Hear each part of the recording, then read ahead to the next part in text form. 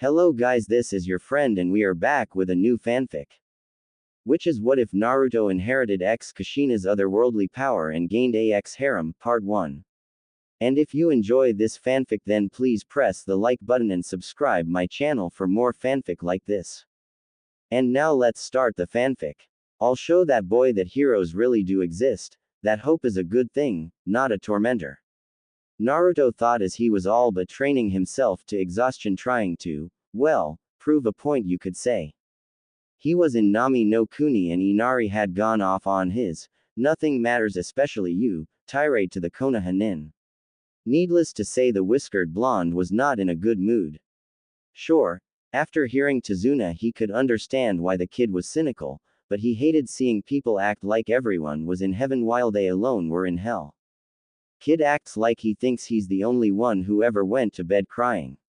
Brat, come cry to me after you lived my life, then we'll see who deserves to throw a tantrum. He angrily told himself. So now he was practicing what little taijutsu he knew and some tree walking for better chakra control, even if only slightly. But because of this anger at Inari and Gato and his own past in general, he was pretty much just venting out his frustrations than doing any actual productive training. Naruto. Sakura called out to him, making him freeze immediately. Yes, he asked, seeing her walk up to him, for once not looking like she wanted to clobber him. How much longer do you plan to be out here? She asked. Naruto looked away at nothing. Until I feel like I'm not going to yell at the kid anymore. Sakura was surprised. Yell. In the entire time she had known the blonde, he had been loud like he didn't understand the concept of volume, but he never really yelled at anyone. He nodded with closed eyes. Yeah, he kinda struck a nerve with me, talking like that, like everyone but him is happy with their lives. Well, he may be wrong, but it's not like he's unjustified in being unhappy. He did lose his father after all. Me, Sasuke-kun, and Kakashi-sensei all know what that feels like. Sakura defended, referencing her late father, the Uchiha massacre, and what she had heard of Hatake Tsukumo from a trusted source. Naruto opened his eyes and they didn't look friendly. They were still blue, but angry. And I don't. I lost my father too, Sakura-chan. No you didn't. You never knew yours. Sakura plainly blurted out. Now Naruto was madder. Oh, and I suppose that's supposed to make me feel better.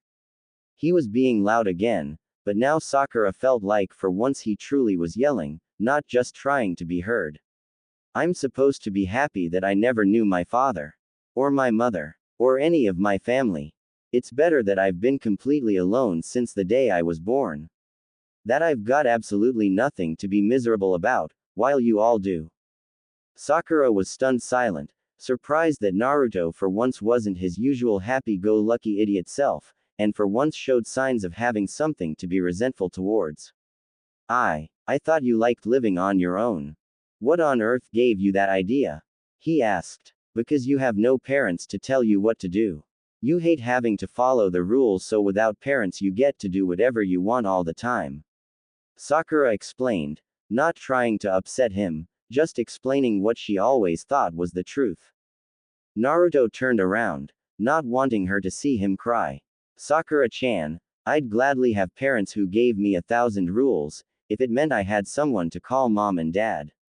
Believe it, Sakura-chan, all the freedom in the world means nothing if you're lonelier than hell. This sure surprised the Pinkett. All this time, she thought he was just some spoiled out of control orphan and he liked it that way. To hear he didn't was unexpected. Well, I'm sure there's something about it you like. Naruto just rolled his eyes. Oh yeah, I just love the fact that I don't even know if my parents wanted me to be born. I'm absolutely giddy that no one was there to make me feel better when I was hurt and frightened. It's great that whenever I go home the only company I have is cockroaches. Thank you, Sakura-chan, for pointing out all the blessing that are raining down upon me. Wait a minute, that's not rain. Sakura frowned at his overly sarcastic tone. Don't get angry at me. Besides, where do you get off talking like you're the one who's suffered the most? Do you have any idea what I saw in town today? I saw a girl half my age wearing something you wouldn't give a bum begging me for food because no one else would give her any. I saw a girl our age, maybe a year or two older, actually working as a prostitute in broad daylight just to earn money. What do you have to say about that? Naruto looked at her so firmly Sakura actually faltered and stepped back a bit. Sakura-chan, I never said I was the only one who suffered. You however said I wasn't suffering at all. Well, you never once looked like you were, so how the hell was I supposed to know? She defended. Naruto gave her a hurt look. Sakura-chan, a smile doesn't guarantee happiness any more than a cloud guarantees rain. Sakura was quite surprised to hear him say something that even came close to philosophical. Heck, sometimes she was amazed his language skills went beyond more ramen.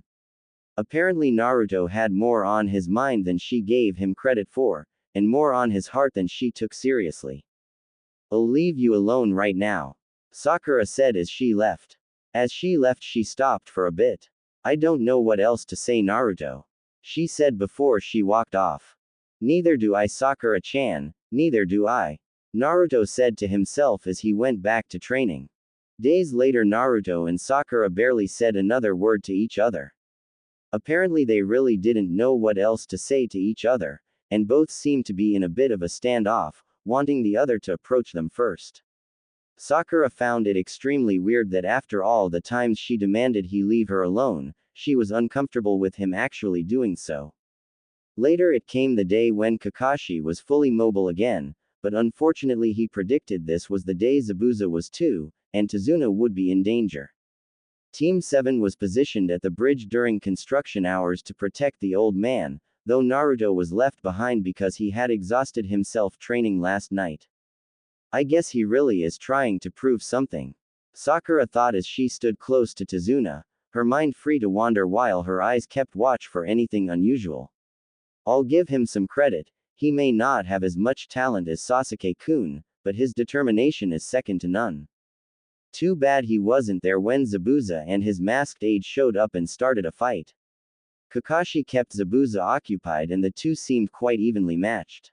And Sasuke was trapped in a dome made of ice, created by a jutsu he couldn't copy or destroy so easily either. Sakura wanted to help, but she didn't know what she could do for either. All she could do was stand guard by Tazuna in case these two were a diversion so someone or something else could kill the bridge builder. Naruto, we need you. You're the only one who can help us now, Sakura thought, for once truly wanting her old annoyance to be around. Her wish was granted, and he showed up. Sorry I couldn't be here sooner, but some thugs were after Tsunami and Inari. But I beat them up. Your family's safe, Tazuna. The old man sighed. Thanks, kid. I owe you one, but we'll have to get out of this first. Naruto, go help Sasuke-kun. He's trapped in that ice dome, Sakura pleaded. Naruto looked to see the ice prison, and could see Kakashi fighting Zabuza in a blanket of mist. Knowing which one he stood a better chance against, he headed towards Sasuke. Sasuke, he shouted. Don't give yourself away like that, Sakura mentally groaned. Next thing she knew, Naruto disappeared and was replaced by Sasuke, who had a few Senbon sticking out of him, and Naruto's scream could be heard inside the dome. What did he just wait a minute, did Sasuke-kun just kawarimi himself with Naruto to avoid a hit? Sakura asked herself, shocked by the idea but not entirely sure if it was something she should support or not. Naruto was very surprised to see that he went from outside the dome to inside in a mere second, while Sasuke went from inside to outside just as quickly. That wasn't the bad part though. The bad part was when hundreds of ice-cold needles embedded themselves in his skin from all directions, making him look like a human pincushion. Pained, he fell to his knees, then his side, trying not to yell. Luckily Haku was too stunned by this to add a follow-up attack right away, not to mention she felt bad about attacking this boy would had been nice to her in the forest days ago in the first place. Unfortunately she couldn't help him without disobeying Zabuza, and her master came first in all things to her. Naruto had a hard time moving, and an even harder time using his chakra to help heal himself here. Haku's aim had been too good at that one attack, these ice Senbon hitting many nerves and even a dozen tenketsu. Naruto's chakra system couldn't even incorporate Kyuubi's chakra, at least not right away. And one needles also impacted the seal's exact center. Guess I better finish him off. Sorry. Haku told herself, allowing herself to feel some grief for what she was about to do. Readying another Senbon attack, this one likely to put him out of his misery, she stopped when Naruto started to glow a silver-white color. Her moment of immobility stopped as soon as it came and she attacked again. Hyoten Thousand Needle Jutsu. The ice needles flew right at him, but when they hit him, they broke and bounced off, sounding like they were hitting metal rather than flesh. At the same time, the ice needles already in Naruto were melting, allowing his body to heal and a touch of red chakra poured out mixing with the silver-white chakra. What on earth is this? Haku asked herself. She wasn't the only one wondering this. Zabuza and Kakashi stopped their own fight when they felt this. Sakura could even see light glowing from inside the dome, and Sasuke, who had been hoping to kill Haku from behind while she was distracted eliminating Naruto, stopped to see what was going on. This, whatever this is, it can't be the Kyuubi. Kakashi told himself. It feels nothing like evil. Naruto regained the ability to stand up and the glow around him took shape. A set of white wings were on his back and a sword was in his right hand, both which were made out of this strange silver-white chakra. His body itself was colored from head to toe in the same color and it was impossible to tell where his clothes and skin separated. Also, there were red streaks all over him, forming a spiral on his stomach and rings at his wrist, ankles, elbows, knees, and down his spine between the chakra wings. What the heck is this? He asked as he looked himself over. Even he doesn't know. At least that means he can't use it against me or Zabuza-sama. Haku told herself before readying another attack. Since Senbon wouldn't work, she's have to try something a bit more lethal. Hyoten Thousand Kunai Jutsu. Multiple kunai made of ice were thrown at him from the many ice mirrors and again Naruto couldn't dodge them all. Fortunately he didn't have to, since when they impacted his chakra aura they shattered like they were made of glass. Sakura couldn't see what was going on but she could hear fighting continuing. Sasuke-kun, help him. Don't just stand there. The Rookie of the Year gave her an, "Air you stupid." Look then turned back to the renewed Kakashi vs. Zabuza fight, and smirked, clearly deciding that was more worth his time and effort. He tried to sneak into the mist to kill Zabuza from behind, but he was tackled by a large bulldog. This is out of your league, kid. The dog told him. Sasuke was not the kind of person who appreciated others telling him what his limits were or that he even had any to begin with. Get the hell off me, you mutt. Do you have any idea who I am? You're a kid who's trying to bite off more than he can chew. Let Kakashi handle this. Sasuke-kun, Naruto needs help. Sakura reminded her favored teammate. Ignoring her, Sasuke pulled out a kunai and tried to stab the dog, pinning him down. It saw this coming and jumped off, avoiding the hit, and looking very mad. Mad enough that it jumped at him again and bit him hard on the leg. Back with Naruto, he could see that Haku's weapons were not affecting him, and he decided to try to fight back. Rather than try to catch up with the faster fighter, he took his light sword and struck one of the ice mirrors, cleaving it with ease. Nice. He said before doing this with the others, leaving Haku with fewer places to move around. Seeing this, Haku stepped out of her hiding spot and cancelled out the crystal ice mirror jutsu. You are quite strong, but I cannot allow you to interfere with Zabuza-sama's work. Why are you working for him? Naruto asked, staring down the false hunter Nin. Because I am his tool. He is the reason I am still alive. I owe him my life and will do everything in my power to see his wishes fulfilled. Naruto was immediately reminded of the boy, or girl, the person he met in the woods the day after he vented at Sakura, asking him if he had someone precious to protect, though he didn't understand why he just thought of that. How could you follow a man like him? Because he gives my life purpose. Can you imagine living yet having no reason to be alive? No one who values you or gives you something to look forward to. I lived like that for a long time, and then Zabuza-sama came along and gave me a purpose. You might deplore his methods and goals, but I'd rather be his tool than human trash. Naruto found himself unsure what to do. I understand completely. If I had been in your place, I likely would have done the same. But unfortunately, I have a job of my own, and I must do it as much as you must do yours.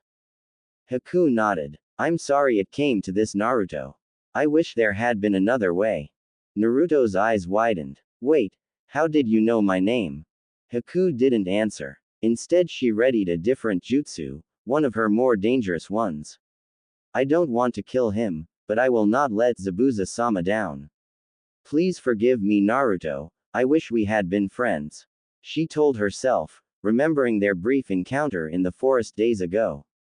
Then she finished her hand signs. Hyoten River Entrapment Jutsu. From under the bridge emerged a pillar of water like something out of a geyser, and it appeared to be quickly freezing. Before it became solid, Haku sent its silent signals to try and capture Naruto. If it succeeded, he would be frozen solid in a situation no non-ninja could survive at all, and few ninja could survive for long. Naruto jumped to dodge, and without meaning took to the air with his chakra wings. He was surprised as anyone else and almost fell out of the air. Fortunately, his desire to keep avoiding Haku's jutsu gave him the state of mind to keep aloft. It was going well, until... No, he shouted when he saw it was about to trap Sakura and Tazuna instead. Acting on pure instinct, he swung his chakra sword and the freezing water technique shattered and dissolved in mere seconds. Whoa, Tazuna muttered. Sakura was more speechless. Naruto, thank you. Just who are you, Uzumaki Naruto? Haku asked herself. Where did he get this? Sasuke wondered. Meanwhile, someone else was alerted to this use of power. Is this what I think this is? An old man with one eye asked. It appears so. Someone has the power of a Valkyrie. A woman his age told him. But a living mortal. And a male. How is this possible? A younger maiden adorned in battle armor asked. Someone should go inspect this matter. A man in battle armor stated. But who? The one-eyed man asked. I think I know who. The maiden said. This boy is named Uzumaki. We have a Valkyrie named that too. Send her. The connection should make learning from the boy easier. It's worth a shot. The armored man claimed. The one-eyed man nodded.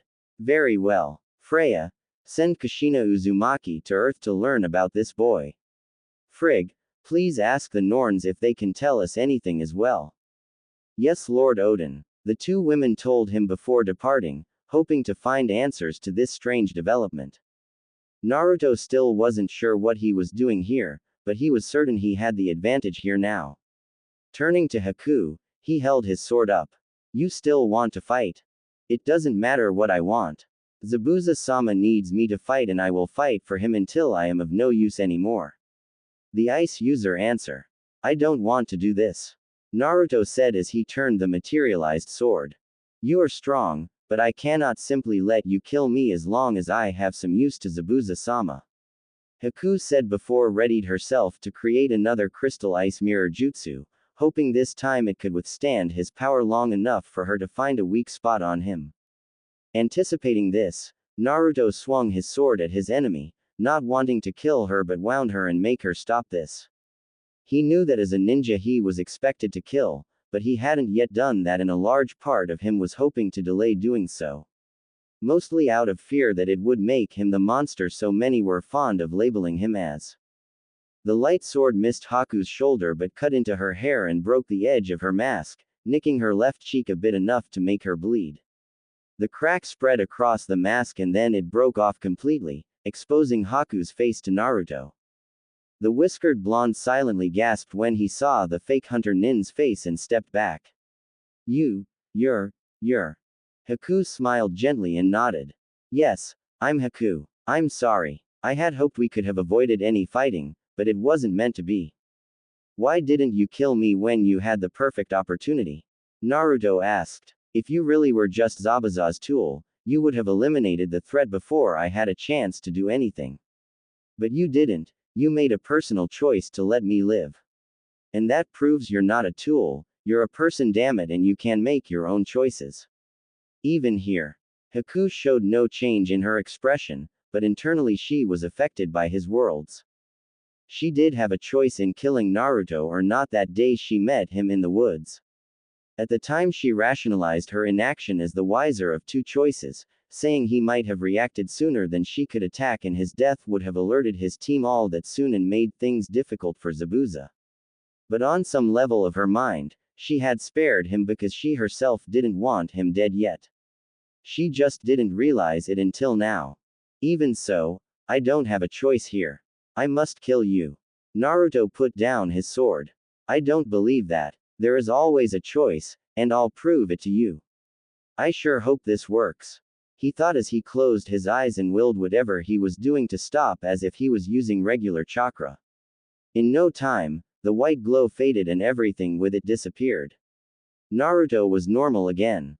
Haku was confused. What are you doing? Giving you back the ability to choose.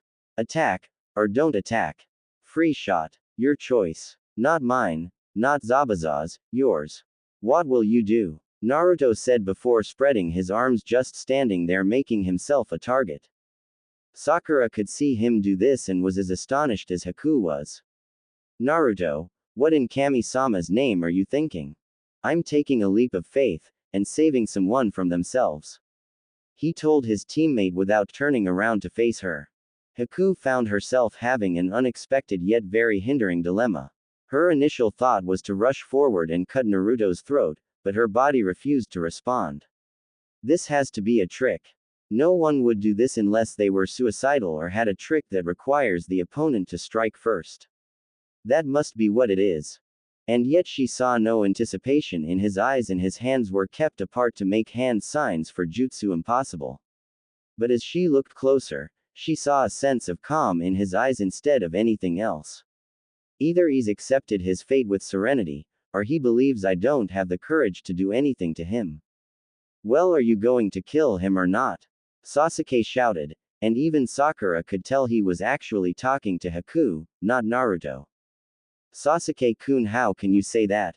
And why aren't you helping him? Like I'd waste my time helping the Dobi. I'm just watching to see what his power can do. If he wants to throw his life away like this, so what? It's not like anyone really wants him alive in the first place. Sasuke replied. Sakura was disgusted to see his apathy towards their teammate, but it wasn't just his words that got to her. Is that how I come across about Naruto? I feel like I'm looking at myself. Haku ignored all the side banter, trying to make herself do something. She did start a short set of one-handed hand signs and an ice kunai formed in her hand. She then lunged at Naruto and brought up her weapon, aiming for his neck. As she moved, he did nothing. She moved fast and true, and the kunai got right next to his skin. And then it just stopped. Haku just stood there, her body and arm trembling as she held the weapon close but not close enough to him. All he felt was a chill, no damage or pain. He didn't back away. He didn't move her arm from him. He didn't even breathe harder or sweat hard. Haku saw this, and despite this completely free shot she'd never get again in a million years, her body refused to cooperate. Her hand dropped the kunai which broke on the bridgestone and she collapsed on her knees, tears flooding down her cheeks. I can't do it. I can't kill someone like this. I'm not a murderer. Zabuza-sama, I failed you. Her weeping overcame her voice. Naruto knelt down and placed his hands on her shoulders. She did not reject his touch. What's wrong with not killing someone because it doesn't feel right? What's wrong with deciding for yourself instead of just doing what you're told? I can't serve Zabuza-sama anymore. I'm a disgrace, a broken tool he'll have no use for anymore. Serving him is the reason I live, and now I'm nothing more than a corpse that still breathes. You said he took you in and trained you, right? Naruto asked. Why would he do that if he was just going to get rid of you first time you couldn't do a job for him? Do you really have so little faith in your sensei? And even if he is like that, is that a man you want to give your soul to? You don't understand. No matter what kind of person Zabuza-sama is, he's all I have. Silver you can get is more valuable than gold you can't, and soon enough to you there's no difference between it and gold when it's all you can have. You have options, you have friends, you have a home. The one thing I have in the world is Zabuza-sama. I can't lose him. But you can have options too. Naruto said. Would you truly desire death because of a failure? Would your master truly be honored if you simply threw away your life without a fight? How can you look at me and tell me how to live? You don't know me, you don't know what I've been through. Seeing that no fighting was going on and that Naruto wasn't using his strange new power anymore, Sasuke approached and hit the side of his head hard, making Naruto fall onto his side. Enough with this crap. I always knew you were pathetic, but I never knew you were this pathetic. Haku was shocked. How could you just attack your friend like that? Friend? That worthless waste of flesh. I have no friends, I have no family, I have no loved one. I am an avenger, and battle is all I live for. And you will be my first kill. Feel honored you died at the hand of your superior. Sasuke said, pulling out a kunai ready to drive it into her neck or eyes or where he could as long as it was lethal. Haku felt anger at this Konoha and briefly remembered her father, acting similar to Sasuke, saying he could kill her and her mother because they were worthless compared to himself. In her anger, her survival instinct overloaded her depression and she pulled out some metal senbon. Sasuke drove the kunai down and Haku blocked it with her needles, even using them like chopsticks to pin the kunai in place. Sasuke tried to compensate for this by pushing down harder, and even though the result wasn't immediate, it was clear Haku couldn't hold him back for long. Luckily she didn't have to, for Sasuke was tackled from the side by Sakura. Caught completely by surprise, the Uchiha was taken down by the Pinkett. Naruto had recovered and seen this, and he was even more surprised than Haku was. Sasuke-kun, what on earth were you thinking? Sakura shouted, not entirely certain what shocked her more, the fact he attacked Naruto so thoughtlessly or the fact he talked like being killed by him was a privilege. Uninjured except for his pride and a slight sting he felt on his side, Sasuke glared at his kunoichi teammate. Who the hell do you think you are? He then swung his kunai at her, and she reacted back, jumping back, but unfortunately not fast enough, and the end of the kunai drove itself into her left shoulder, though that may not have been what Sasuke had been hoping to strike. Sakura screamed in pain, loud enough that even both Kakashi and Zabuza briefly paused when they heard it.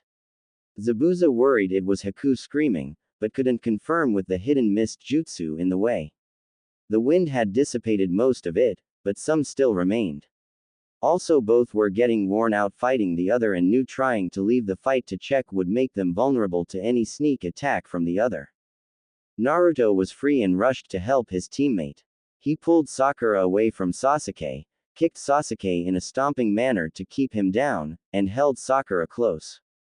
Sakura-chan. He saw the wound with the kunai still in it. Hold on. He ripped off his right sleeve, then pulled out the kunai. Sakura yelled, not as loud this time, and blood began pouring out. Naruto quickly wrapped his sleeve around the wound and started to apply pressure. Keep your hands on the wound. This should hold until we get you better help. Naruto, thank you, Sakura quietly said, for once not minding his closeness in the least.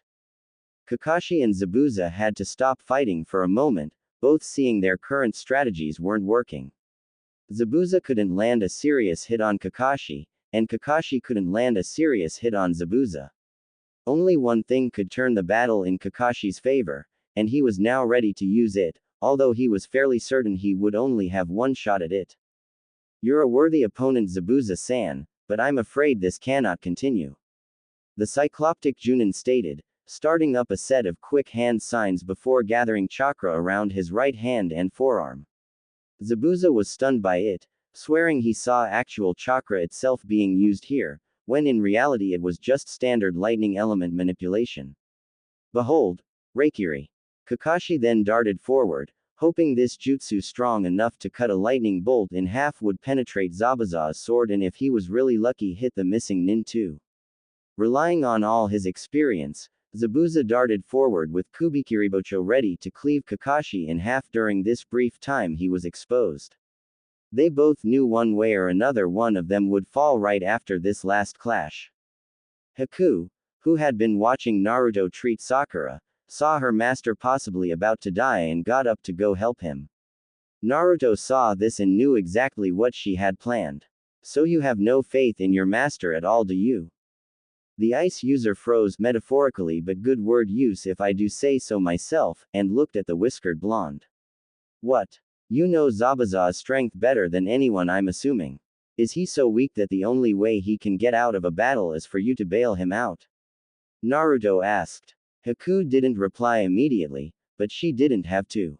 In this time, Kakashi's Reikiri was reaimed from Zabuza to his sword and hit it at the base of the blade. The lightning blade was sharp enough and forceful enough to pierce through the metal blade while Kakashi briefly used the sword as leverage to deliver a spin kick to Zabuza's head. The former Kiri Nin wasn't as agile as the former Konoha Anbu captain and took the hit hard, resulting in him nearly falling off the bridge and his sword broke in half in the process. Not to say Kakashi got away without a scratch. Moving that way broke his wrist and he knew from this point on using more jutsu would be likely to kill him. And the end of Zabuza's sword did manage to cut into his left side deep enough to draw blood. Kubikiribocho had already tried using that blood to repair the damage it got from the Reikiri, but it didn't happen fast enough. Anyway, Kakashi was on his knees panting and clutching his left side while Zabuza was flat on the ground with his right arm broken from the impact. Zabuza-sama, Haku shouted then dashed towards him. I should have moved sooner, then maybe he wouldn't be hurt. That boy distracted me, like he knew what I would have done. She knelt down beside him. Zabuza-sama. He laughed snidely and coughed up blood at the same time. Calm down, Haku, I've lived through worse. I should have been faster. I should have taken the hit for you. Haku wept, but stopped when she felt a light hit on top of her head. Not a painful one, just a tap to get her attention. And here I thought you got over those suicidal tendencies. I keep telling you you're no good to me dead. You can live without me. I can't live without you. Haku countered. Before Zabuza could reply, a sinister laugh could be heard. How disappointing, and here I thought you were supposed to be a demon. Zabuza immediately recognized the voice, and with the mist now gone could clearly see Gato standing at the end of the uncompleted bridge, with several armed goons behind him. Gato, why are you here? Zabuza asked, not liking the look of this. You failed, Zabuza, so change of plans. The short businessman answered. Actually, that's not exactly accurate. I never did intend on paying you for your work, I just now have a legitimate excuse for it. Hiring ninja is expensive and they may turn against their employer, especially fugitive ones, so I only hire the ones I can dispose of. Smart and cost-effective, wouldn't you say? All three members of Team 7 were surprised to hear this. Up until now, the idea that the employer could be an enemy too had never crossed any of their minds. Who is this monster? Naruto asked himself. Zabuza made himself stand up with his one good arm. Kakashi, now that I have no reason to attack the old man, I have no reason to fight you anymore. Tazuna heard this and immediately breathed a sigh of relief. Kakashi struggled back to his feet too. You're right. So what do we do now? Isn't it obvious? Get rid of the midget. Naruto shouted. Midget. Gato repeated, infuriated. Yeah, midget. I mean, people call me short but I'm still young. So what's your excuse? Naruto yelled at the corrupt tycoon. Get him. Gato ordered as his men charged. Zabuza immediately grabbed what remained of Kubikiribocho with his left hand and stood in front of the goons, making them pause. Kids got the right idea, and I don't know about the others, but I intend to turn the guy who tried to stiff me into a stiff. With what? That broken knife? A random goon asked. A broken blade can still cut, especially when it's my blade. Zabuza warned before charging forward. Haku could only stand back and watch, knowing she was not suited to taking on a crowd this size. The Konoha nin watched in stunned awe as Zabuza moved with the speed and reflexes that could only come from experience, savagery, and fearlessness. His broken Kubikiribocho made excellent use of the blood it drew, using the iron in the blood to rebuild itself little by little from the base of the blade. And while the Konoha nin couldn't understand how the sword was doing it, they did see the fact it was repairing itself the more it was used. In less than a minute, all of Gato's goons were dead, some still on the bridge and some fallen off it, and only Zabuza was still standing. He had broken weapons sticking out of him in random spots and he looked exhausted just standing under his own power, but he was still alive and glaring at Gato. At that moment, the citizens of Wave led by Inari showed up with whatever they could find as a weapon. They were shocked by the bloodbath remains they encountered, but seeing Gato made them too angry to focus on anything else. Gato, leave our country at once and never return. Several citizens shouted out, no longer sounding afraid of him. Instead, Gato was the one who was quivering. Can't we work something out? Yes, you die and we don't. Sound fair? Zabuza said, coughing up more blood. By now his facial bandages were torn off so he wouldn't risk choking on his own blood. Seeing only one way out, Gato tried to run. Unfortunately Zabuza was the better runner of the two and caught up to him. Swinging his executioner's sword, he decapitated the shorter man with ease. The momentum of everything made both the head and body of Gato fall into the sea, never to be seen again. Out of energy and taxed by combat, Zabuza finally let himself collapse and rest. Haku rushed towards him, seeing he was far from fine. Zabuza-sama, don't move. I'll get you somewhere where you can heal. The missing nin smirked. Haku, we both know moving me would only make me lose more blood. Haku looked at the crowd, who were cheering that Gato was finally gone. She even thought she heard a chorus of, "Ding dong, the witch is dead, start up. Is anyone here a doctor?" She shouted, hoping someone better at treating wounds than her was here. Unfortunately, no one could hear her. No one except the Konoha ninja. Team 7 stepped forward, with Kakashi being supported by Naruto after covering his Sharingan again. Is he okay? Sakura asked, still using her hands to apply pressure to her own wound. Please, I know we were enemies not more than 5 minutes ago, but I beg of you, help me save Zabuza-sama. Haku pleaded on hands and knees. Being the most mobile and hands-free ninja at the moment, Sasuke stepped forward, but instead of pulling out his personal first aid supplies, he pulled out a kunai and jabbed it into Zabuza's chest, cutting into his heart. Everyone gasped at seeing this, even Kakashi. Sasuke, why did you do that? Naruto shouted. Now I can say I killed a rogue nin and with witnesses no one can ever say I didn't. The dark-haired Avenger calmly answered, sounding like he did something to be proud of.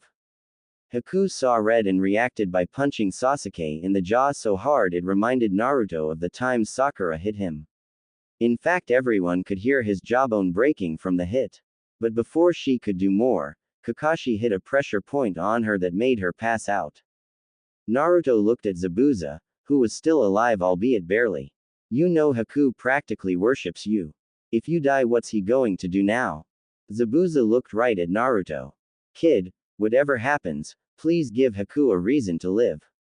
I don't want to see her join me in the afterlife for a good long time. If she dies soon, I will come back and kill you. Naruto looked nervous but nodded. I swear Zabuza Momochi, that Haku will not die for a long time. Zabuza smiled and closed his eyes. Thanks, kid. Then he breathed no more.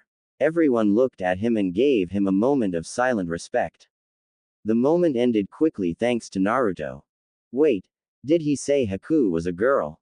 Throughout the town there was a party of Mardi Gras proportions, and despite the fact that townspeople originally barely had anything to their names that morning, somehow they got a good supply of alcohol passing around and music blaring, and overall a good time was had despite the lack of luxury in it.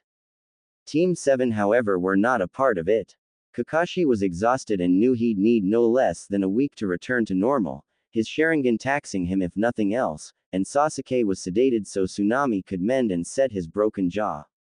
Though he wouldn't be able to talk or eat solid food until they got him back to Konoha with him like this.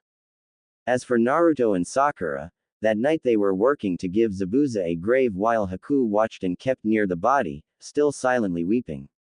Sakura looked at Haku then to Naruto, who wasn't wearing his orange jacket right now. Naruto, I think you should talk to Haku when we're done. She whispered. He nodded. I know. Also, I'd like to talk to you too when you have the time. She added. He looked a bit confused here, but not without reason. Usually Sakura hated it when he tried to start a conversation, and now she actually wanted one. Why? I'll tell you when we're alone, she said, focusing her eyes back on their digging. Suddenly she found it hard to actually tell him what she wanted to. Naruto nodded and pressed no further. After a while, the grave was big enough and deep enough. We're ready, Naruto told Haku. The ice user was still reluctant, but allowed Naruto to make some clones and place the body in the grave. She formed some flowers made of ice and placed them on Zabuza's body before the clones started covering him with dirt. Sakura spoke to Haku without looking at the grieving girl. Hey, if you need another girl to talk you, feel free to do so with me. I may not know you well, but I suspect you might enjoy some fellow female company. Haku didn't respond, but at least gave no indication she had no interest in the offer. Sakura walked away, and the two remaining at the grave at first didn't know what to say.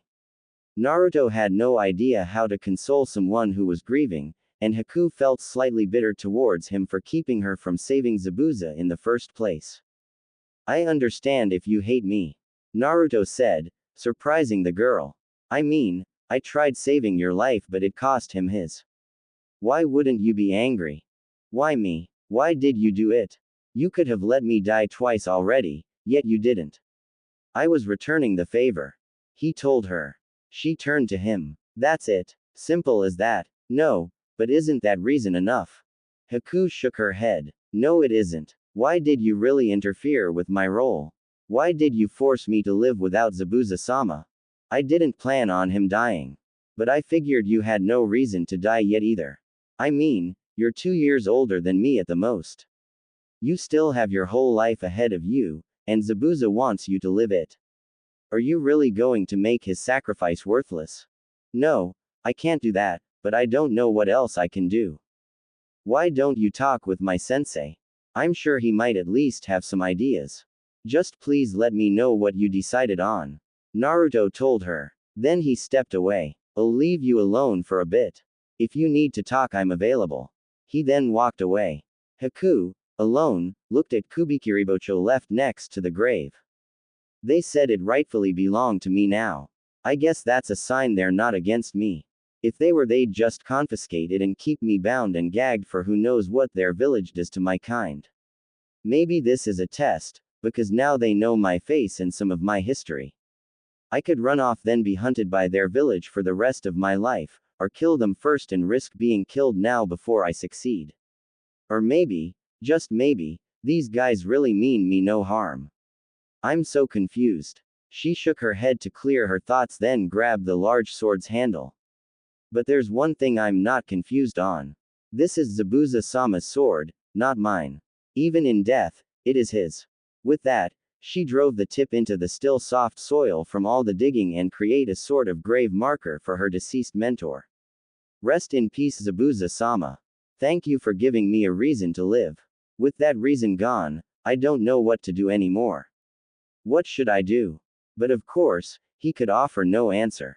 The walk to Tazuna's house from Zabuza's grave took about 15 minutes. Not surprisingly, Sakura and Kakashi were waiting for Naruto when he showed up, though Kakashi was resting on the sofa whereas Sakura was seated by the table. Naruto took a deep breath. Before either of you ask, no, I have no idea what that white light thing earlier was. I've never done anything like that before and never heard of anyone who could. I was kinda hoping you knew something, Kakashi-sensei. The silver-haired Junin shook his head. That was unlike anything I've ever seen. But since we don't know the origin, can you at least describe what it did for you, Naruto? The blonde thought it over, trying to recall everything he could. I was hurt before it happened, and I think I couldn't call on my chakra at all for a moment.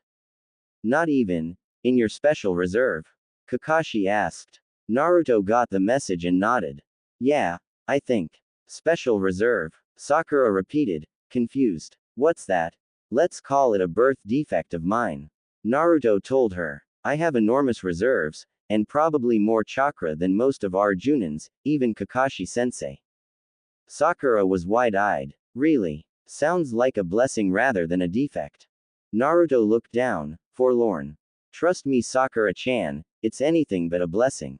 Why? Because it screws up my control and makes performing half of all ninjutsu and virtually all genjutsu impossible for me. I failed the academy clone jutsu not because I'm untalented, but because of a physical disability. And it makes most of the ninja resentful towards me because they hate seeing someone young like me surpass them like this, so I've never had a proper teacher show me how to get better. I learned the shadow clones completely on my own. Sakura was silently surprised. I knew his solid clones couldn't be an easy thing to learn, but I never thought about how he learned that but failed the academy version. Kakashi mentally smiled. Good cover, Naruto. Avoid the complete truth by telling enough to be acceptable. Sakura cleared her throat. And this had nothing to do with that white light, angel armor thing you did. I don't think so. The whiskered blonde answered. Can you do it again? Naruto didn't look forlorn anymore, and thought it over. Maybe. Here goes nothing. He closed his eyes and tried calling on his chakra like he did know how to do. Nothing happened. Maybe it needs a specific trigger. We'll have to test it out later when I'm up to the task. Kakashi sighed before sighing tiredly.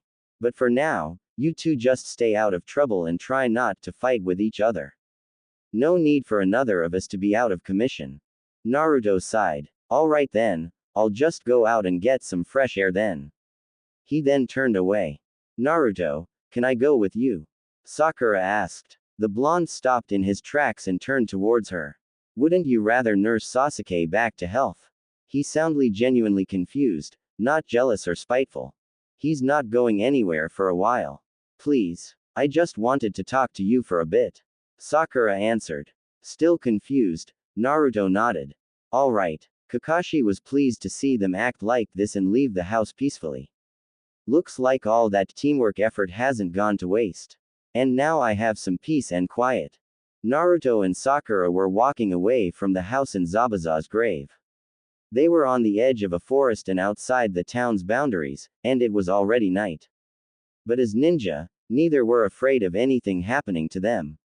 Sakura-chan, if this is about me hurting Sasuke, I'm sorry. I was just trying to do my job. Naruto told his teammate. Sakura was confused. Naruto, you didn't hurt Sasuke-kun. I saw the whole thing, you never did anything to him. So why did you say that? I don't know, isn't that the whole reason you wanted to talk to me? To tell me what I did wrong to your precious boyfriend and how stupid I was. Sakura frowned but sighed. I guess I deserve that. But trust me, Naruto, I'm not at all angry at you. Instead, I'm concerned. Really? He asked, confused but not unpleased. She nodded. Yes, something strange happened to you and we don't even know if it's a good thing. Also, Sasuke-kun used you to take a hit for him. Aren't you hurt from that? Naruto shook his head. Not anymore. I've always been a good healer. I'm more concerned about your injury. Sakura gingerly touched her wound, now properly bandaged up. Naruto's sleeve was being resewn onto his jacket by Tsunami. Thank you for helping me, by the way. But still, why did Sasuke-kun do that to us both? We're his teammates. Naruto looked hesitant. You really want my opinion on that? She nodded. Fine, but no hitting. You asked me after all.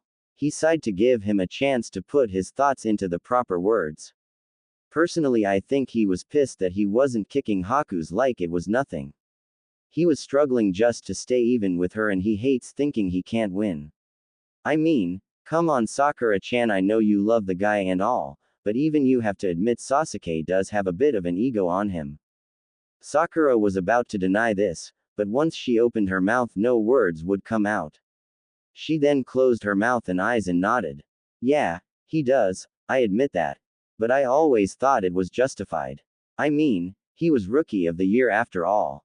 Naruto sighed wearily. Sakura-chan, that only mattered back in school. This is the real world. Did you think Zabuza or Haku cared he was the best in our class? Hell, remember how Zabuza became a genin by killing everyone else in his class? If Sasuke had been in the same class as Zabuza, do you think Zabuza would have spared him? Sakura gasped in horror at the thought. If that happened, it would have definitely been a duel to the death, and I'm not even sure Sasuke-kun could have won that one.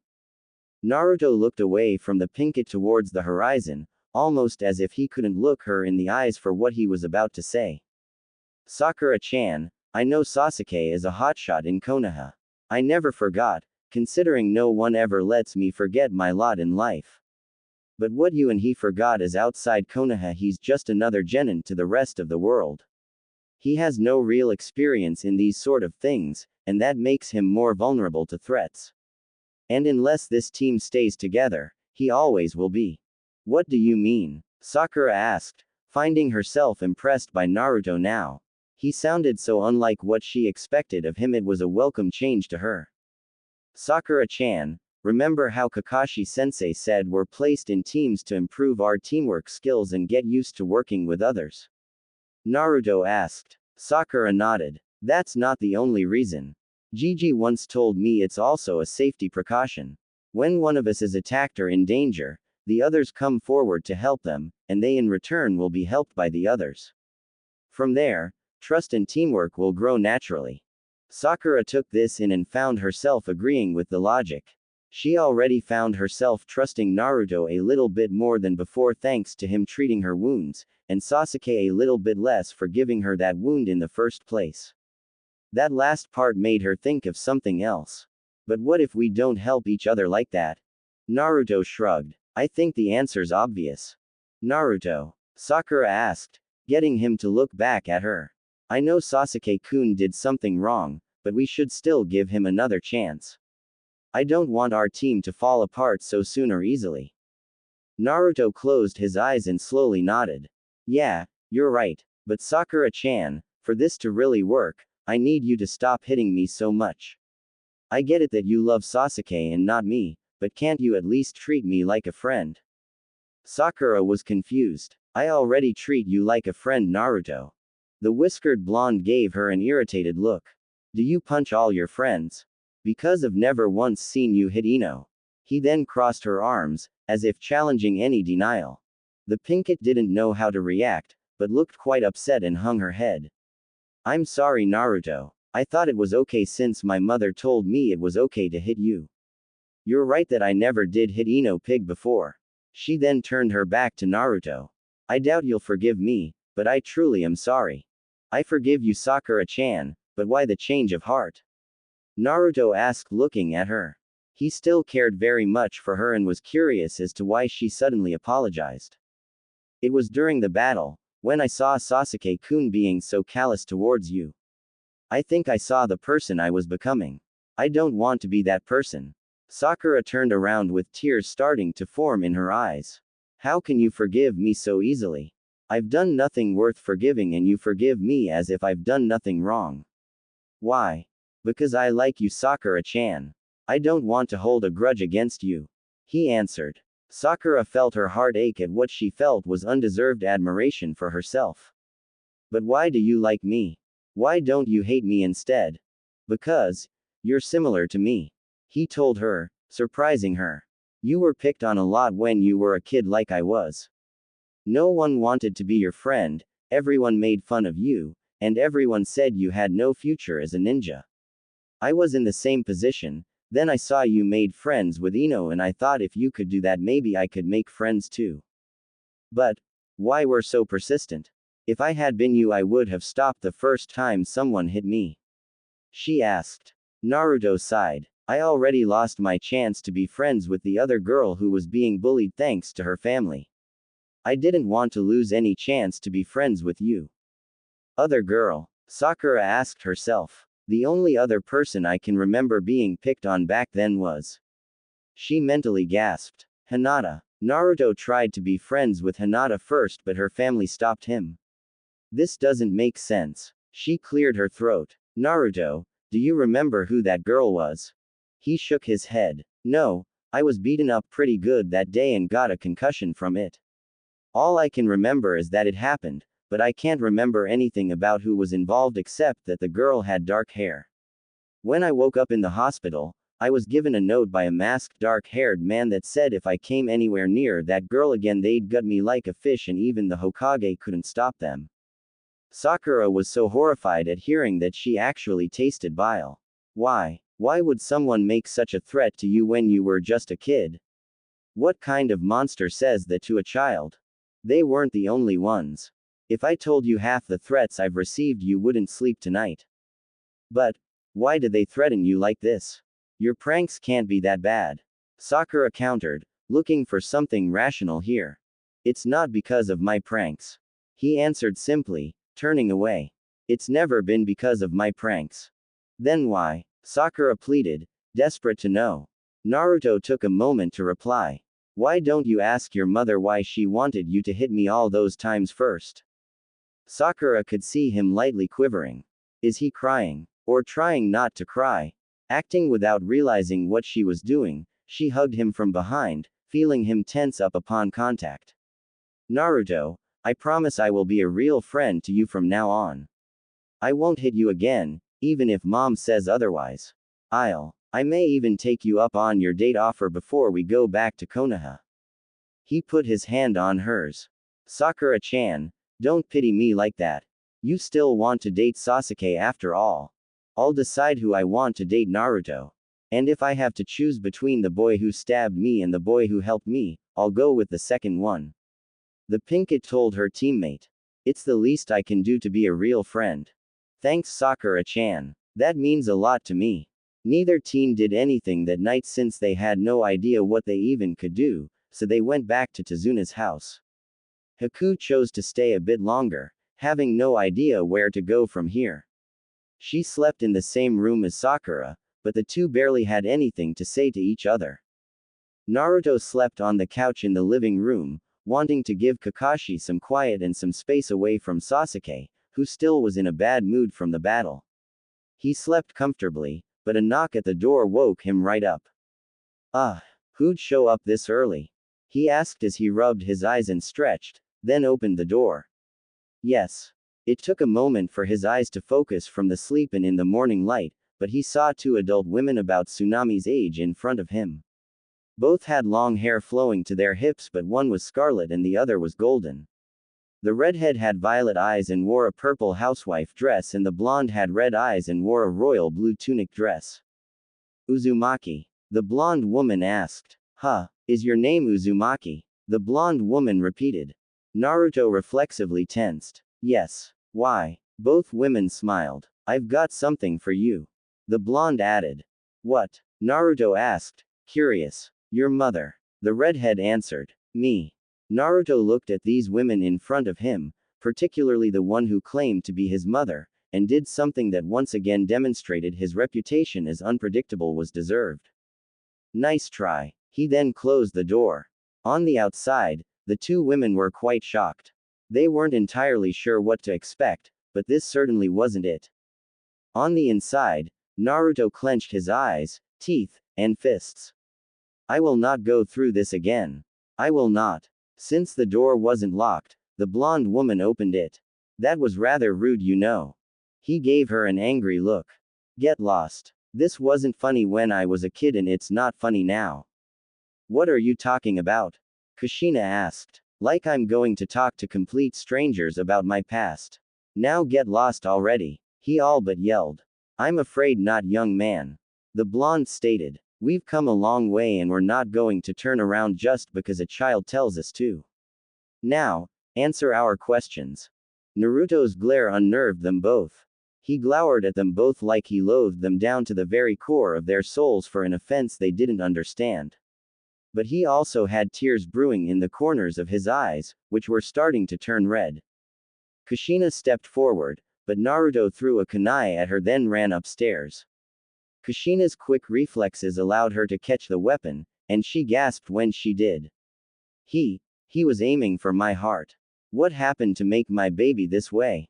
We better find out. But that look in his eyes tells me we may have opened a festering wound. The blonde told the redhead. Kushina tried to run upstairs, but halfway upstairs she ran into someone and both fell down. Kushina suffered the worst of it because she fell down the stairs, but she wasn't hurt. Sorry about that, she said before she even saw who her obstacle had been. She looked up the stairs and saw a man with silver hair and a black mask on half his face. Wait a minute, Kakashi-kun. Kakashi saw her and immediately recognized her. But like Naruto, he didn't believe this was the real Kushina. Who are you and why are you disguised? He got up and took a defensive stance, ready for the worst. I'm not disguised. It's really me, Kushina Uzumaki. Nice try, but I knew the real Kushina and she's been dead for 12 years. I know, but I'm back on business. Kakashi scoffed. Sure, you came back from the dead on business. Happens all the time. My father was in Konoha last week to oversee construction of a new building. I know how it sounds, but as Freya is my witness, I am telling you the truth, Kakashi Hatake. The blonde waved to the masked Junin. Hi, I'm Freya, one of the veneer goddesses. Never heard of you, so excuse me if I doubt you're any kind of goddess. Kakashi told her. Enough. I just want to speak with my son. Kushina insisted. Looks to me like he doesn't want to speak with you. And given what happened to him, I'm not surprised. Kakashi replied. What are you talking about? Kushina asked. I'm not convinced you are the real Kushina, and until your identity is confirmed one way or the other, I'm not telling you a damn thing about that boy. Kakashi-sensei. Sakura called out to her teacher, making him turn to face her. What's going on? I just saw Naruto jump out a window and run off into the woods. Damn, he did exactly what I feared he would do. The cycloptic Junin moaned. Sakura, Naruto's not in the best of moods right now. You should probably go find him to make sure he doesn't do anything foolish, and for your own safety don't hit him for any reason. He might retaliate this time. If you must, take that Haku girl with you since she might prove useful in keeping him under control. Sakura didn't know what bothered her more here, the fact that her sensei was so quick to believe she'd hit Naruto when he was down, or his worry that for once Naruto might hit back. I'll try, but what about Sasuke-kun? Shouldn't he help? Absolutely not. Kakashi ordered. Sasuke would only make things worse, even with his jaw shut. You two go find Naruto, Sasuke will stay here with me in case I need backup. You aren't planning on fighting me, are you, Kakashi? Kushina asked, itching to go after her son but staying put since she knew that would only make her look worse here. If I must, I must. Sakura. Go. Now. Why yes, sensei. The Pinkett said before disappearing down the hall to get Haku. How can I prove to you I'm the real Kushina, Kakashi? Kushina asked. You should already know how to do that, Kushina. He told her, sarcastic in the name use. Within a minute Sakura and Haku were outside heading in the direction Sakura saw Naruto run towards. Haku was not hard to convince, though she hadn't said why. Thanks for doing this. I've heard that Naruto can give even the Anbu trackers of Konoha trouble. Sakura told the Hyoten user. Well, you're in luck.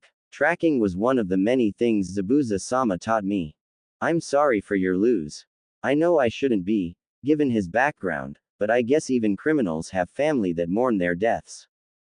Haku looked a bit melancholy at that, to say the least. Everyone's done something they're not proud of, but Zabuza-sama did have his reasons for the path he took. What kind of reason did he have? Sakura asked, curious about the reasons for becoming a wanted fugitive. While she was aware that ninja did occasionally turn rogue, she had never actually heard why that is, except for those like Itachi escaping the law.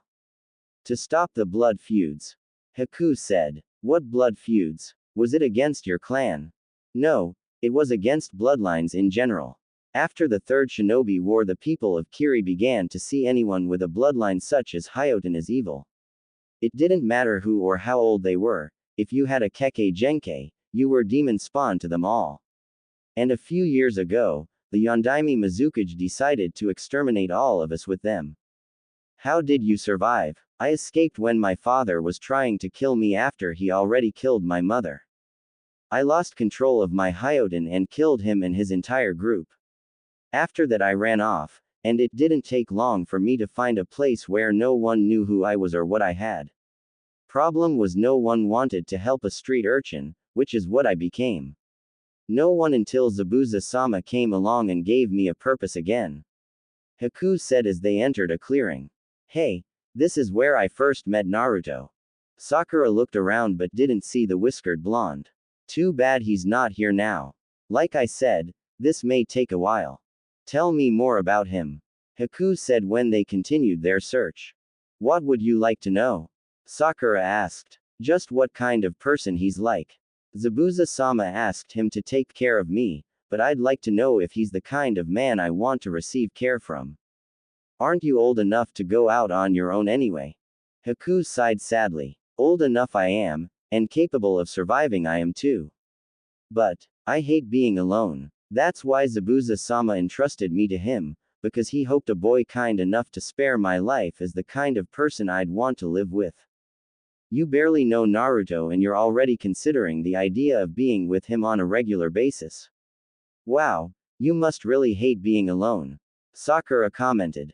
The worst time of my life was when I was abandoned and invisible to others. I'll do anything to avoid repeating that. Besides, are you saying Naruto-san is a poor choice of company? To be honest, he's not my first choice for company, but I can no longer say I hate it when he's around either. Sakura admitted. Haku arched an eyebrow, but she came to a stop and crouched down. His footprints disappear here. He probably took to the trees from this point. Finding him just became harder but not impossible. I just hope he doesn't get himself hurt.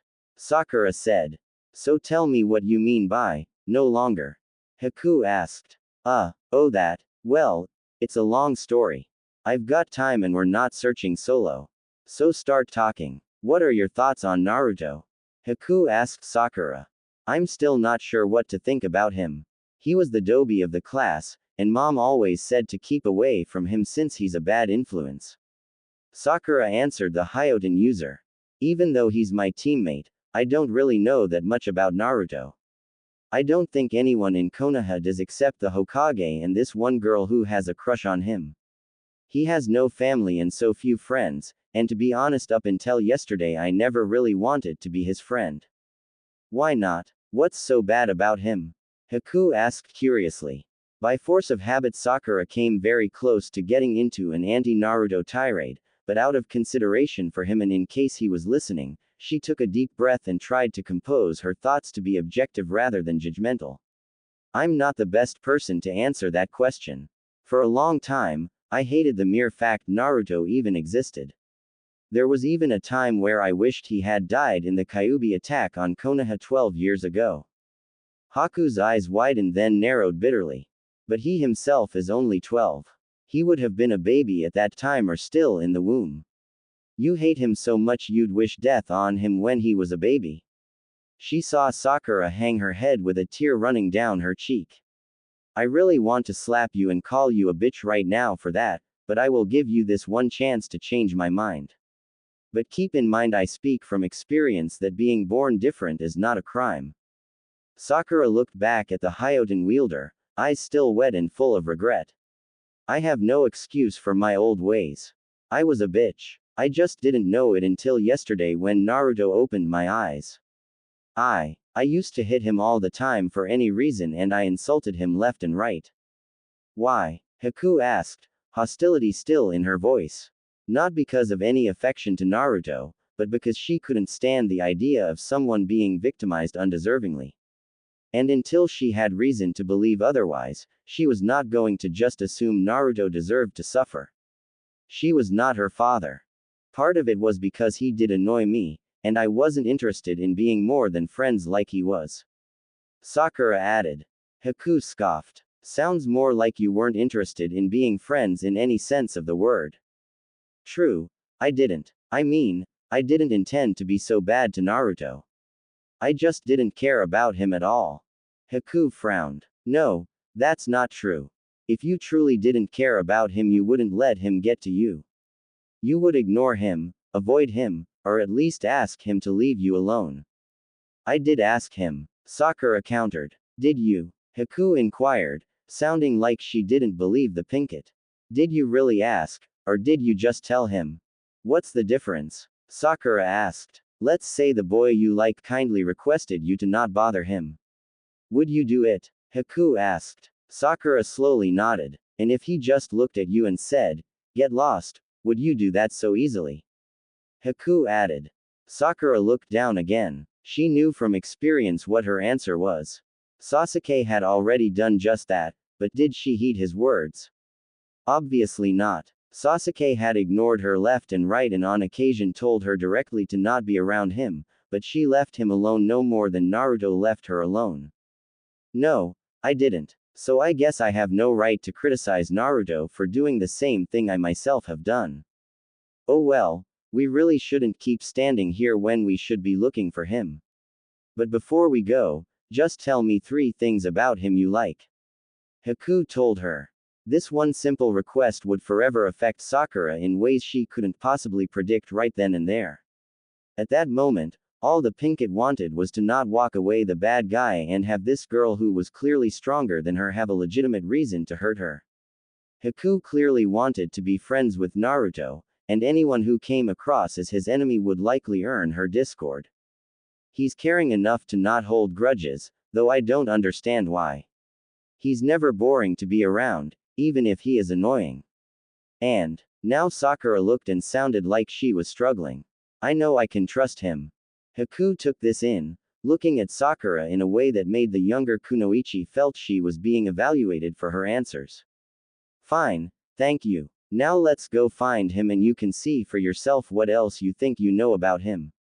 What do you mean? Sakura asked, but Haku already got into the trees, requiring Sakura to follow the former Kiri resident and repeat the question.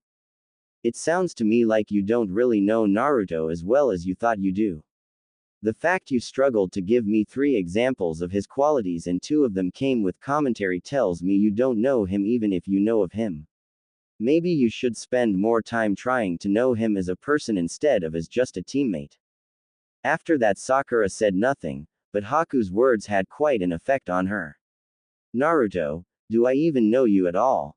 Hours went by and neither Kunoichi could find the whiskered blonde. They checked the woods, they checked the town, they even checked the shore, still nothing. It was as if Naruto vanished off the face of Wave Country. How can Naruto hide so well? Sakura asked herself. I mean, it should not be this hard to find a blonde boy wearing an orange jacket. The Pinkett and her brunette partner had to stop and sit on a bench for a moment. Haku wheezed. I'll give him this, he's the best hider I've ever encountered.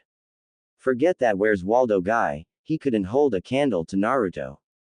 It's amazing. I mean, Naruto always wanted to be noticed back in Konoha and in the academy. I don't remember him ever being unnoticeable on purpose.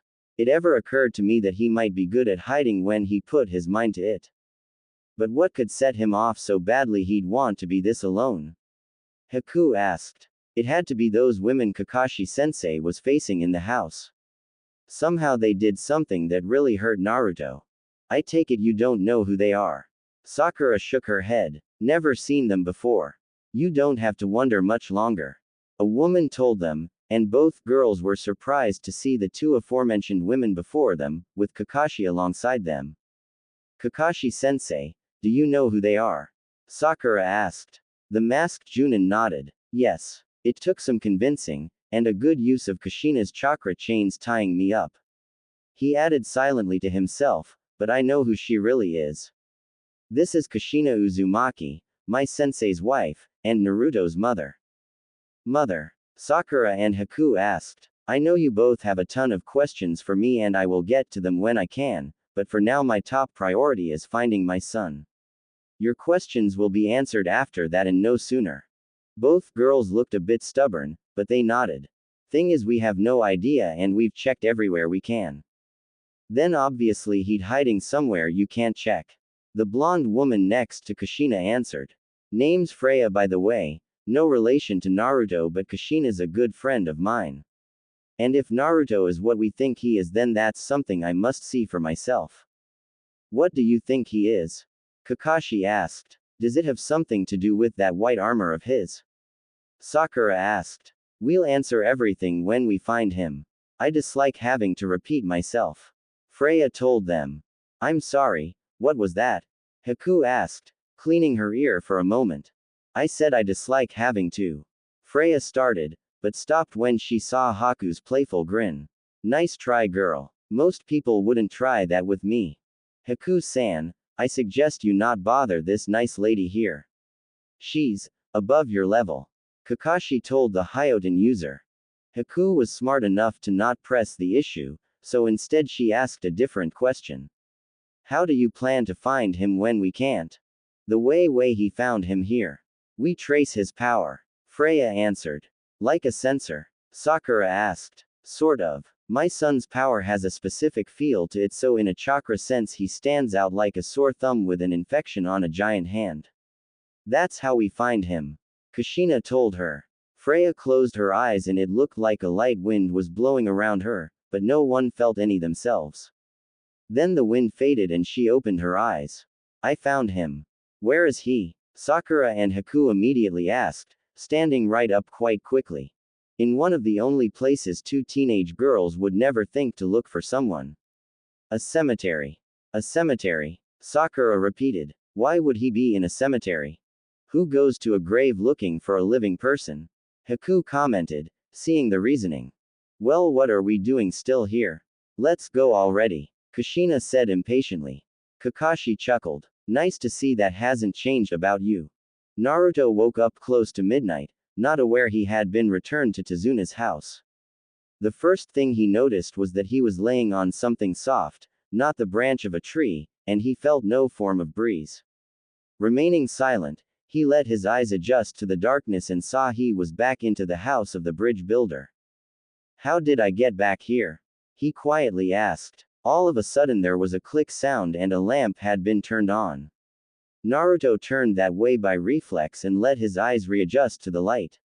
When he could see, he saw Kakashi sitting in a chair right next to the lamp and the desk it was on. Glad to see you didn't wait until daylight to wake up. The Junin told his student. Did you bring me back, sensei? Technically, no, but I was there when you were brought back. Then, who did it? Naruto asked, not understanding the phrasing. Naruto, I have something to tell you, but first I need you to promise me two things. Kakashi said, ignoring the question. Like what? First, promise me no yelling. There are people here trying to sleep and it wouldn't be very nice to disrupt that. Second, please answer any and all questions I have to give you first, since there apparently are things I need to learn from you as well. Naruto blinked in confusion. You need me to teach you something?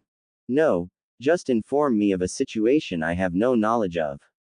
I want to help you, but to do that I need to know what got under your skin and why. Can you promise me this? Naruto frowned. What's there to say? That woman. Naruto, can you promise me the things I requested? Kakashi pressed. The whiskered blonde looked very hesitant. Fine, I'll shut up and answer your damn questions. This subject really hit a sore spot with him. Kakashi thought. Naruto, I only really have one question for you. Why did you act the way you did this morning? Naruto frowned deeply, much deeper than any time he had been overlooked in favor of Sasuke, which were the only times most people had ever seen him frown. How the hell was I supposed to react? A strange woman shows up pretending to be my mother and I'm not allowed to be pissed off. Yeah, right. How do you know she's pretending? Kakashi asked. Of course she is, Kakashi-sensei. My mother is fucking dead. And even if she was somehow still alive, she obviously hates me and wants not a damn thing to do with me. And how do you know that? Kakashi asked again. Don't give me that, Kakashi-sensei. It's been 12 years. 12 years. Naruto stressed, coming very close to screaming despite his promise. If I mattered to her even a little, she would have given me some kind of sign about it. 12 years and I got jack squat. If my mother isn't dead, she might as well be dead as far as I'm concerned. He stopped for a moment to stop himself from exploding, and Kakashi said nothing for a time. Naruto, I apologize if it sounded like I was undermining you. To tell you the truth, I can understand exactly why you'd come to that conclusion. It's not uncommon among orphans. But you've never been the type to get this angry, so seeing this behavior in you is quite unexpected. It almost sounds like something similar to this has happened to you before. Did it? Naruto looked away. I've spent years trying to forget that. Don't make me talk about it. Naruto, take it from me, after something terrible happens you can't pretend it didn't. You can mourn it, you can compensate for it, you can try to ensure it never happens again, but you cannot let yourself forget about it. If you do, then what's to prevent it from happening again? It is happening again, Naruto argued, making the Junin more suspicious and curious, and dreadful of what he wasn't hearing. Naruto, did someone once pretend to be your parent in order to hurt you? Kakashi asked carefully. I know there are people that love to hurt him, but would any of them go that far to make him miserable? It certainly wasn't to help me. The blonde genin snorted, then sighed when he realized the Junin was not going to drop this tonight. It happened back when I lived in the orphanage.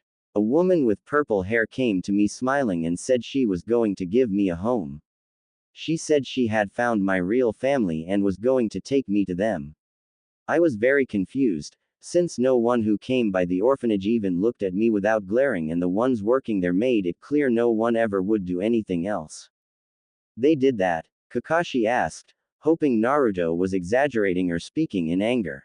What kind of person running an orphanage actually tells a child they cannot be loved? They said it worse than I just did, but yes. So even though I was confused by the offer, I was glad to be able to get away from that hellhole. He then sighed and still refused to make eye contact. Until that night. What happened? Kakashi carefully asked, sounding like a cop interrogating a child in a case. I must have blacked out, because I don't remember most of that night. But I remember the woman taking me to a building saying she was going to introduce me to my family. I saw a man she called her husband and a purple-haired girl my age she called her daughter, and then, she kicked me right in the nose. There was a gasp heard, and Naruto turned his head left and right. Who did that? That was me, Naruto. You just couldn't see it because of my mask, that and the fact you weren't looking at me. Now do you know why she would do that? Naruto shrugged. Probably for the same reason everyone else who's tried to kill me does it. Damn furball. Did she or the others say anything? Kakashi continued. I'm not sure. I was hit pretty hard by that kick and don't remember anything for the rest of that day. But I think the girl was screaming. Do you know who any of them were? Kakashi asked. Naruto nodded. Yeah, but I was asked not to tell anyone. The girl, she doesn't like remembering that day either. Do you still see her? Naruto nodded. On occasion, but we never talk about that day. The fewer people who know about it the better, just like the Kyuubi, right sensei? Kakashi stiffened as if nervous. Naruto, you shouldn't talk about such things even if you're sure no one else is listening. Why not, Kakashi sensei? You're the only one here. Naruto asked. Even if I am, you should make it a habit, Naruto, for future times. Ninja can have ears anywhere, so it's best not to give them something that shouldn't be heard. Naruto sighed. Like anyone cares what I say anyway. You don't really believe that, do you, Naruto? Kakashi asked, hoping his student was still venting. Naruto frowned. Give me one good reason why I shouldn't. Well, I think Sakura is warming up to you now. Naruto scoffed. Until Sasuke gets back on his feet. Then I'll just be an afterthought again. I'm glad she's being nice now, but I know it's just temporary. She left her best friend to devote her attention to Sasuke, her best friend. So why wouldn't she do the exact same thing to me? What about Haku? If she goes to Konoha with us, she won't want anything to do with me. Sooner or later she'll talk to someone who will tell her everything they say when they think I'm not listening, and more people will tell her the same. Why would she believe me over the entire population? Would you? Kakashi did not know how to answer that, so instead he continued his questioning. What about the Hokage? Surely you don't think he doesn't care about you? Sometimes I wonder. Naruto quietly answered. You can't be serious, Naruto. The Junin told him. Why not? Think about it, sensei. Before I was even a day old, he let the entire village know the Kyuubi was sealed inside me by the Yondaime. 12 years later and over half the population is still convinced I'm a monster. 12 years. What has he been doing to show them they're wrong and I'm not that damn fox, just the cage? Tell me, Kakashi-sensei, why did he let everyone know about me and the Kyuubi? And what exactly has he been doing over the past 12 years to prove them wrong about me? Kakashi sat rigid in his seat, as if nervous about something, then sighed and relaxed. Naruto, I'm not the one you should be asking that. Now, given the fact that you've had a stressful couple of days here, I'm not going to reprimand you for the things you're saying, which some people might take as slander against your team and Hokage. Only because I'm the one saying it. Naruto muttered. Well, what did I tell you about being careful about what you say even if no one's listening? Kakashi asked. Anyway, I'm going to consider this talk as some much-needed venting of frustration and hope that by tomorrow you'll be back to normal. I recommend you either get some sleep or go outside and do some training if you're feeling a bit restless. Naruto nodded and stood up. But before you go, I have one thing to tell you. That woman that came by today claiming to be your mother. Not now, Kakashi-sensei. Anything but that, the whiskered blonde told the cycloptic Junin, fists trembling at his side. Kakashi slowly nodded. All right then, I'll save it for tomorrow. Go do what you've got to do to calm yourself down. Just keep it quiet. Naruto nodded and went outside. Once he was out, he just ran off out of sight. Kakashi sighed and turned on the lights in the room, revealing Sakura, Haku, and Kushina in the former darkness. That could have gone better.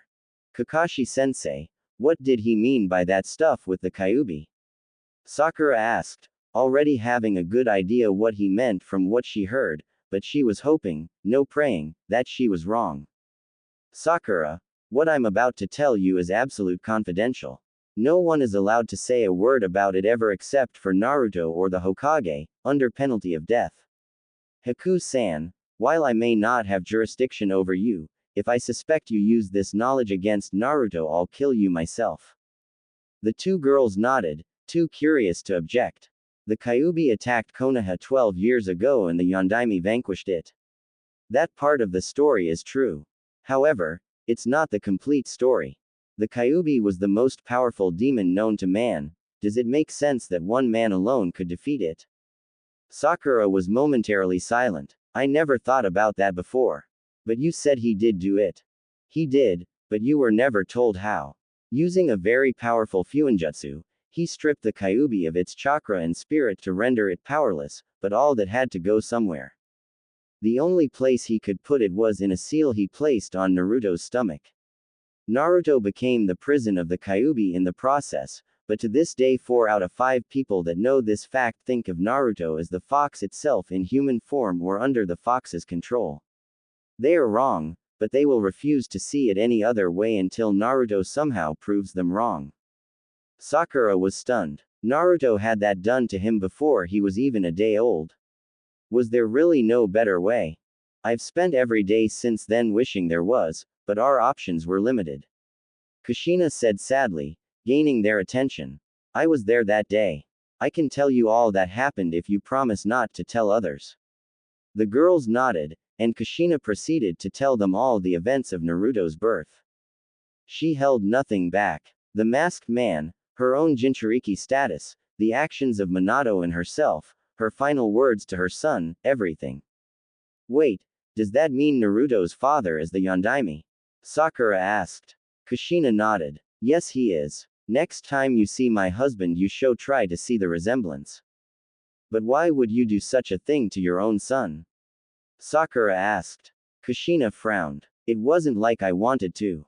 We planned to reseal Kyuubi inside myself, but the battle took a turn for the worst and neither of us were going to survive. At that point, the only thing we could do was seal him inside Naruto, since only an Uzumaki could successfully handle the burden and use of Kyuubi's chakra. Anyone else would have suffered irreparable damage to their chakra systems at best. Hate me if you must, but we were out of options. Wait, you said neither of you were going to survive. So how did you? Haku asked, noticing a hole in her story. Kushina stopped frowning and now looked forlorn. I didn't. But you had to, otherwise you wouldn't be here right now. Haku countered. Kushina shook her head. I didn't. I died. Then, You were somehow resuscitated. No. Then what are you? Some kind of ghost? Haku asked, not understanding her. You could say that. Hakuya and Sakura had wide eyes, and on impulse Haku grabbed Kushina's outfit, feeling solid material. You're no ghost. You're solid. I'm not a true ghost, but I'm not alive. I'm a Valkyrie, a dead warrior spirit that serves the gods for when they need to go to war. I've never heard of such things. Haku stated. You'll find the truth about the world and the afterlife is barely what you've been led to believe it is. Wait, you're dead right? Sakura asked, and Kushina nodded. But apparently you can come back here, so why wait until right now to do so? Couldn't you have done it sooner when Naruto was younger and needed it more? Don't you think I would have done that if I could? Kushina asked, lightly frowning again. The dead are not meant to come and go as they please. The only reason I'm here now is because my son did something very unexpected and the Allfather wanted me and Freya to come here and inspect it. Then what? You'll get your answers then go away. Do you care about your son at all? Kushina right away grabbed Sakura's collar and lifted her up. Don't you dare tell me I don't care about my son. I sacrificed my life so he could live, and apparently the rest of the village have taken that sacrifice for granted. And from what I heard, so have you. I'm not going to let a little girl who only likes my son when no one else is around talk to me like she has a moral high ground. Before Naruto woke up, Kakashi managed to inform Kushina of what happened to Naruto after her death. Even though it was an abridged yet honest version, it infuriated Kushina to know that the village her husband led and died for had so little respect for him that most of them barely gave his dying wish consideration.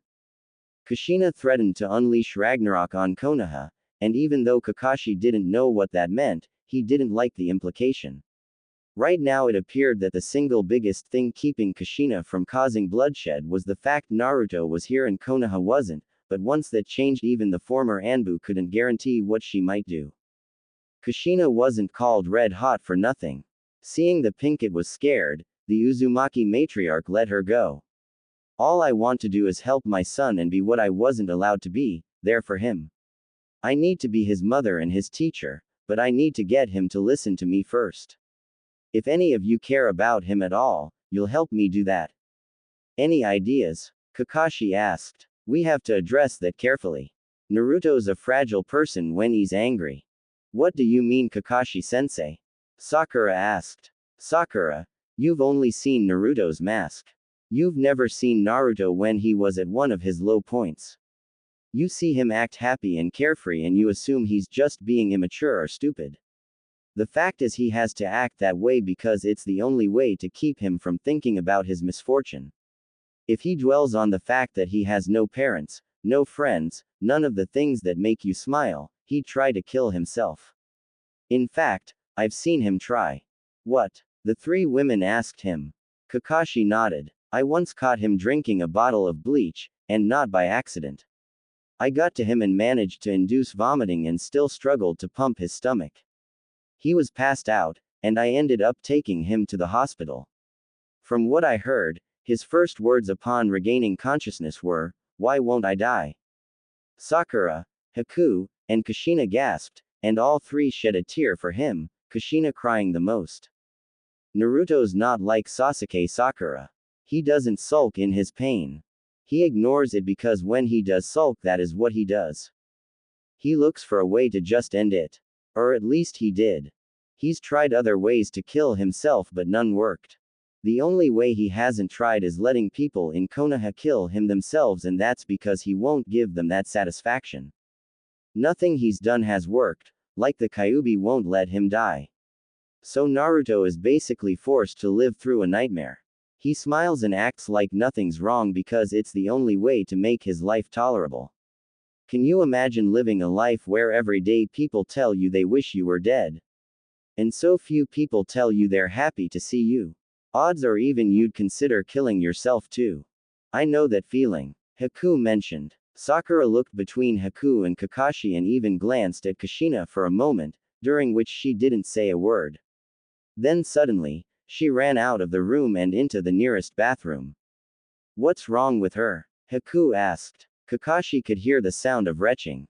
I think she understands the gravity of the situation. Naruto was back in the clearing where he first met Haku, there only because it was the only place he could think to go right now. At the moment he was fighting with his clones in what couldn't at all be considered a spar. A more accurate description was just beating the crap out of someone.